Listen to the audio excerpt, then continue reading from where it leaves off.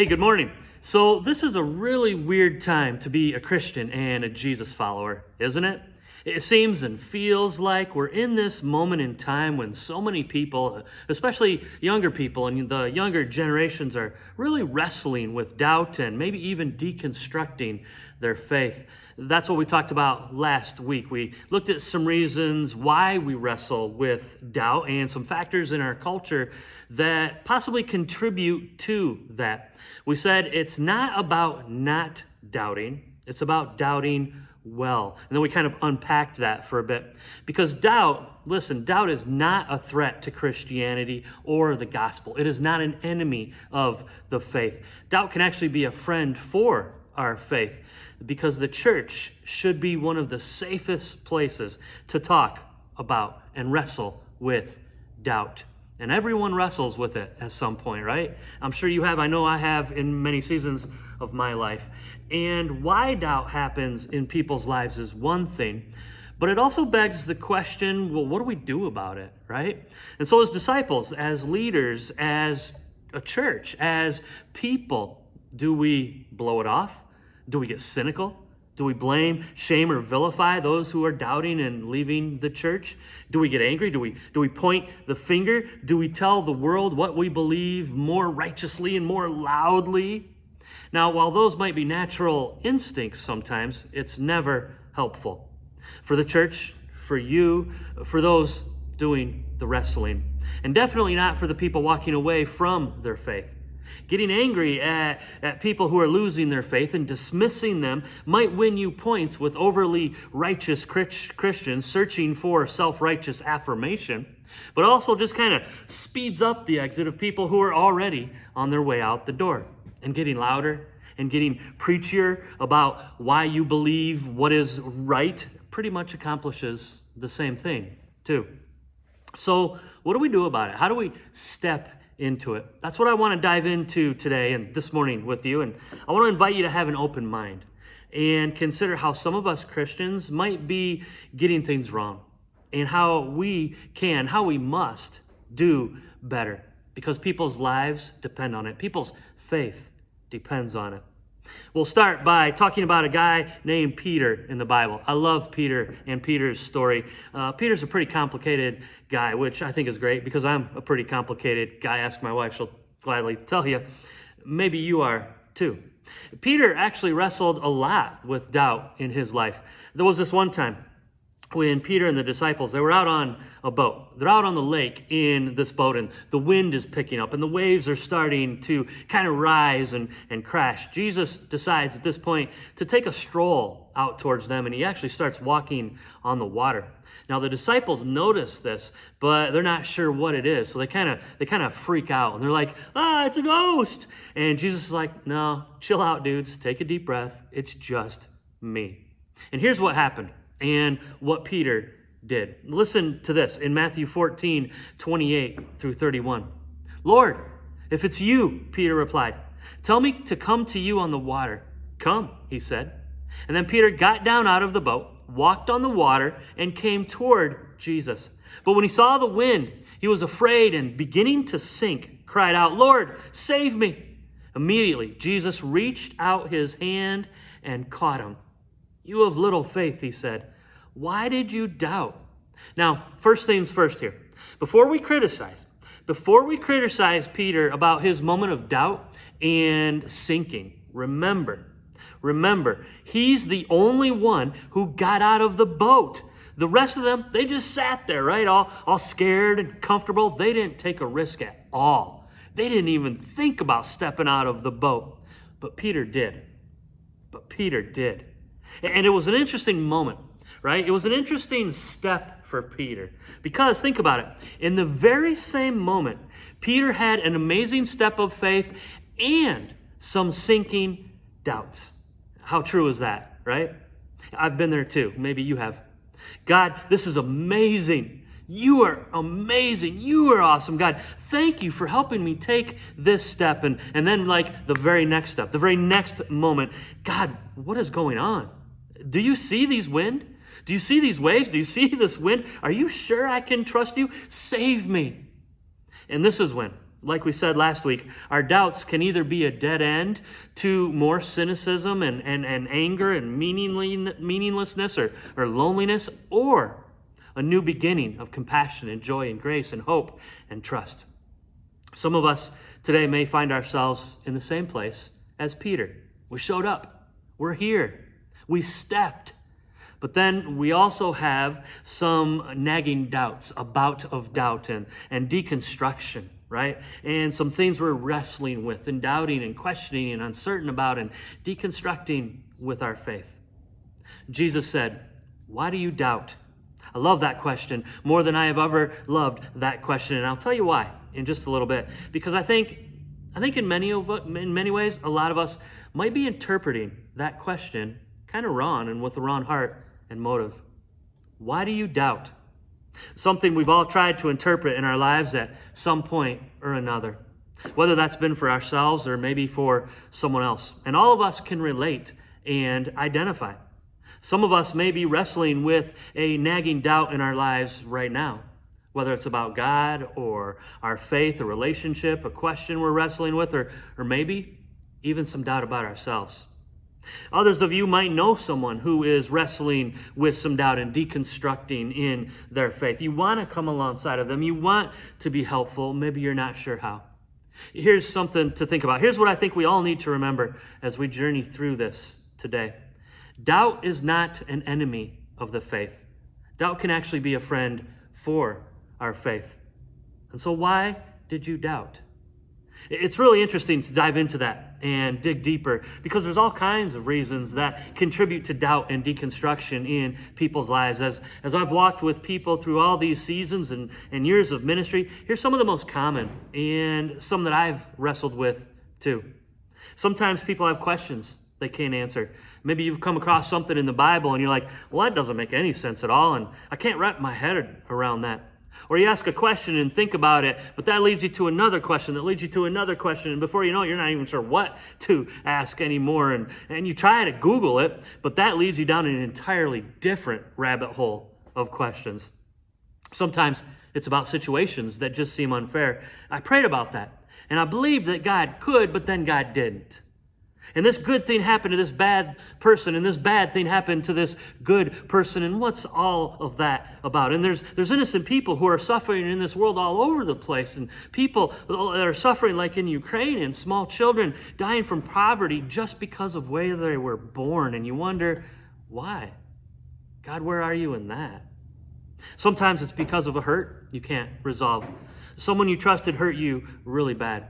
You thought and felt like church was a safe place for you, but then you discovered maybe church isn't the safest place. And you discovered that some Christians, they talk a really good game, but they're not even sure how to spell the word grace. And let alone it seems like it never even crosses their mind.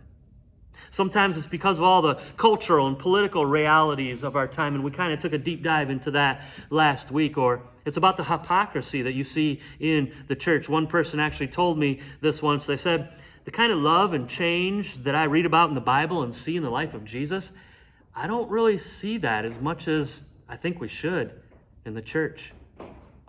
That's heartbreaking, right? Why did you doubt? Why did you doubt? Jesus asked. It's an interesting question, isn't it? Why did you doubt? And I'll be honest, for years I read it and interpreted it with what I think was the wrong motive and heart, I think. For years it felt kind of like an accusatory and maybe even punitive question from Jesus. And that's how I preached it. Why did you doubt? As if to say, well, what are you, stupid? You and your puny little faith. Why are you doubting? What's wrong with you? But what if that misses a whole lot of the question? What if that misses the aim of the question? What if that misses the heart of the question Jesus asked? Why did you doubt? What if this question isn't a finger-pointing accusation, but a friendly invitation? What if it's not an accusation? What if it's actually an invitation? What if Jesus isn't condemning Peter here? What if he's all out encouraging him and actually rooting for him? How do we know this? Look at the story again and what actually happened, what it actually says. It says immediately Jesus reached out his hand and caught him. Now, when you accuse someone of something, you don't usually immediately reach out and help them, right? But you do when you want to encourage them, right? Jesus didn't sit back and say, "Good luck, Peter. Good luck, dude, you puny little loser faith guy. That'll teach you to doubt me. See you at the bottom of the lake." Jesus reached out his hands. And that's because that's what someone who's loving does. They reach out their hands. They meet you in the doubt. So I like to think that Jesus was smiling in that moment, and man, he was super welcoming and inviting. "Hey, bro, why did you doubt? Just grab my hand and we'll be okay. Remember the loaves and the fishes? Remember the water and the wine? Remember the eyes that see and the ears that hear? Remember all the time that we've had together? Why did you doubt? We got this." This wasn't an accusation. This was an invitation. And that's what I think doubt and deconstruction is in the long run. An invitation to remember. An invitation to keep reaching out to the one who meets you right where you're at and always reaches his hands out for us. And that has implications for how we reach out to others too. So whenever you start to wrestle with some doubts, or someone you love starts to wrestle with doubts, listen, it's not a time to panic. It's actually a time to process. It's a time to dialogue. It's a time to listen and to say, well, let's keep exploring this, and let's keep walking together through this valley together. Which is where I think some Christians, quite honestly, blow it. Sometimes Christians don't handle the doubt moments well, and we come off more accusatory than inviting, and that pushes people away. They begin to doubt even more, and they deconstruct their faith even more. And just a word about deconstruction. Deconstruction is not something to be afraid of. Deconstruction is a genuine and sincere examination and process of your beliefs. You let go of what is untrue so that you can hold on to what is true in light of your story, in light of your journey and experiences. And in fact, I think deconstruction, if done in a healthy way that leads you to deeper meaning, compassion, generosity, hope, and joy and grace, it can actually be a form of discipleship in my mind when you actually grow closer to Jesus. And get this, even Jesus dabbled in deconstruction. In Matthew 5:43 through 44, Jesus said this, "You have heard that it was said, 'Love your neighbor and hate your enemy.' But I tell you, love your enemies and pray for those who persecute you." Well, that sounds lovely, right? I can get behind that first part, especially the first part. Love your neighbor and hate your enemy. Love those who are close to you and nice to you, and those who are mean to you, those who are grumpy to you. Let your dog poop on the yard when they're not looking, right? But what does Jesus do here? Think about it. What does Jesus do here? Jesus deconstructs that, right? Which came from the scriptures at his time. Remember? He says, that's what you have read and heard. That's what you believe to be true. But I tell you, there's something even more true. Love your enemies too, and pray even for them. Because my kingdom values actually ups the ante and truth on love and grace. And get this, Jesus said a bunch of times actually, "You have heard it said, but I say to you." You have heard it said, but I say to you. And what he's doing, don't let this slide by you. What he's doing, Jesus is actually deconstructing and reinterpreting some things in the Bible of his own time. You thought this was true, but what if this is even more true? Build and construct on that. Even Jesus wasn't quite literal with the Bible and deconstructed some things. He actually did this way more than most Christians realize. There is mystery in truth, and truth can sometimes be mysterious. That doesn't make it untrue. That just means we hold it more carefully, like the Bible intends us to. Let me show you what I mean from all the truths, quote unquote, in the Bible that maybe you've run across or heard about or picked up on. All truths, some would say, from the Bible. Some Christians will say they can't go to movies, right? Or some Christians will say we can't dance or they can't dance. And just to be clear, some of those Christians probably shouldn't dance. They ain't got the best rhythm, right? Some will say if you're a Christian, you have to vote red. Or if you're a Christian, you have to vote blue. Some will tell you that if you're a Christian, you shouldn't date someone who's not. Or you shouldn't listen to secular music, or you should never have a tattoo, or there shouldn't be instruments or drums in church. There's only one way, and it's a specific way to be baptized, or it's not really communion unless it's Holy Communion every single week. Or if you don't say amen properly at the end of your prayer, you'll be shot straight down into hell right away, right? And the list goes on and on and on for pages and pages and pages. But somewhere along the way, you might, and maybe this has happened to you or it will someday, you might wake up someday and be like, well, maybe everything that I've heard about and believed about God might not be true. And here's my bias. That doesn't mean you have to leave the faith and walk away from the church. You can let go of what may not be true and hold on to what is. Like with our screen door in our garage the other day and our front porch door. The garage screen door was busted out, right? And the front porch screen door is also kind of busted and it's starting to come out. So what are we going to do? We're going to tear out the bad parts and rebuild them with some good parts. That's just what we're going to do. Now, just to be clear, the whole door isn't bad and the whole house isn't bad. There's just some parts that need some more love and attention. We're not gonna burn down the entire house or walk away from it just because of that. And so when you come across something in your faith that rattles you and you start to deconstruct some things, that's okay. That's healthy. Don't be afraid of that. Don't be ashamed of that, because that can actually be really healthy and build up something even more true and right in your faith. Don't see it as an accusation that you're sinking. See it as an invitation that you're growing. And if you feel like you're stuck or sinking, just reach out to Jesus and go to the Gospels and live there. Read about Jesus. Look at how he loved. Look at what his life was like. Look at how he lived. Look at how he was a light in other people's lives. Look at how he treated people. We should read the entire Bible through the lens of Jesus. And what you'll soon recognize if you live there, if you do that, what you'll soon recognize in all of the doubt and deconstruction is this.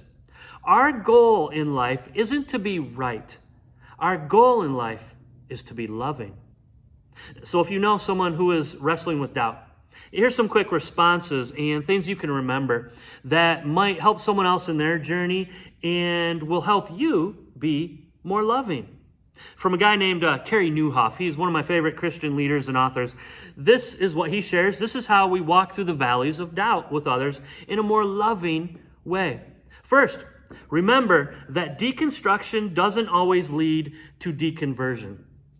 If I were to be honest, I've actually gone through a few different seasons of pretty intense doubt with some pretty intense questions and deconstruction in my faith and even in my ministry. For me, each of those seasons led me into a deeper embrace, though, of Jesus and my faith. I also remember that Jesus told us to love him with all of our minds, not just our heart and strength. And there simply are some shallow, you could say, beliefs and practices that all Christians probably still need to deconvert from. Narrow-mindedness being near the top of that list, I would say. Second, what about this to help you respond more lovingly to people? Avoid triumphalism. There's a growing trend among some Christians toward what might be called triumphalism, and excessive overconfidence in the rightness of a cause or their belief and the dismissal of anyone who might disagree. Now, this is nothing but an assault in my mind on the gospel and authentic Christianity, and it's also counterproductive in helping people walk through their valleys of doubts. In fact, it pushes them further and drags them even deeper into that valley. Next, be open. Be open to sincere questions. The best thing you and we as Christians can do is to be sincerely open to sincere questions. As Brian Zahnd points out in his book, When Everything's on Fire, the trend of deconstruction is so deeply rooted in current Western culture that he says, I love this quote, being angry at people for losing their faith is like being angry at medieval people for dying of the plague. The best thing we can do is listen, affirm the question or concern, and thank them for being vulnerable enough to trust you with it. And get this, you already know this instinctively because that's exactly how you want to be treated, right? That's exactly how you want to be treated when you have a question or a concern. Listen, people don't get judged into life change. They get loved into it. Next, find the story. Oftentimes, doubt and deconstruction on the surface level is about an intellectual or logical journey, but underneath, there's a whole lot more. Underneath, you'll usually find some emotions, and emotion is always linked to a deeper story. And sometimes that story will have some hurt attached to it. So listen to that story, and don't delegitimize it, don't devalue it. People often mask their emotions with logic, but logic rarely heals an emotional wound and journey. And so people who are walking through a valley of a shadow of a doubt and deconstruction, they don't need another voice trying to shame them back into faith, because that never works. What about this one? They just need to know they're not alone and that you're willing to walk with them through that valley. Being that kind of guide is what most people really need, because that's what we all need. So if you're wrestling with some doubt today and doing some deconstructing, or you know and love someone who is, you're not alone. You are not alone. And Peter is actually right there with you. And Jesus still believed in him. Remember, after walking on the water, Peter denied knowing Jesus 3 different times. That's a lot of doubt. That's a lot of deconstruction, isn't it? But also, remember how Jesus responded to Peter in his doubts. 3 different times also, Jesus went to Peter and forgave him and said, "Do you love me? Then feed my sheep. Do you love me? Then feed my sheep. Do you love me? Then feed my sheep." And on the day of Pentecost in the Bible, who did God choose to preach when 3,000 people heard about the love and the life of Jesus? Yep, Peter. Peter, whose faith was built alongside his journey with doubt and deconstruction. Doubt is not the enemy of faith. Doubt can be an invitation to deeper faith, to become more loving. How do we know this? A bunch of years later, Peter's writing in the Bible. He's writing his words. He's writing from his heart. And this is what Peter writes in 1 Peter 2:25. "For you were like sheep going astray, but now you have returned to the shepherd and overseer of your souls." Jesus is the shepherd who walks with us through every valley, through every question, through every doubt, through every hurt. And he is the shepherd in the valley or out on the water who always, immediately reaches out his hands to you. Now, I can deal with all the other stuff. I can deal with all the other junk and the doubts and the questions and the wrestlings and the uncertainty if I can just have that Jesus. That's why I follow him. So, just like we said last week, friends, don't let doubt be a dead end. Let it be a new beginning. Because doubt and deconstruction without reconstruction, man, that's a tragedy. That's a loss. That breaks my heart. Don't come out the other side a lonely and bitter person with no hope to offer the world or yourself. If the path you're on and the valley you're in isn't making you a more generous, compassionate, hopeful, joyful, and graceful person, then the destination you think you are going to arrive at, man, it ain't worth the journey. So keep walking. Keep showing up. Keep praying. Keep reading. Keep learning. Keep talking. Keep searching. Keep digging. Keep asking. Keep laughing. Keep thinking. Keep crying. Keep wondering. Keep reaching out. You may find you're even walking on some water. That's how we doubt well. Because you know who else did that? Jesus. Let's pray together.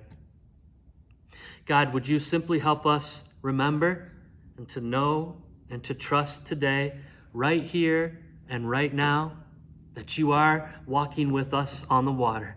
When there's waves and when there aren't waves. Guide us, love us, shepherd us.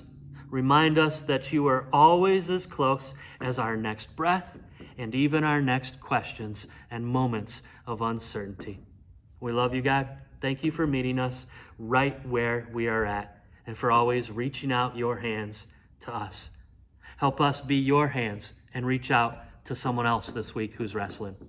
We love you, God. In your name we pray. Amen.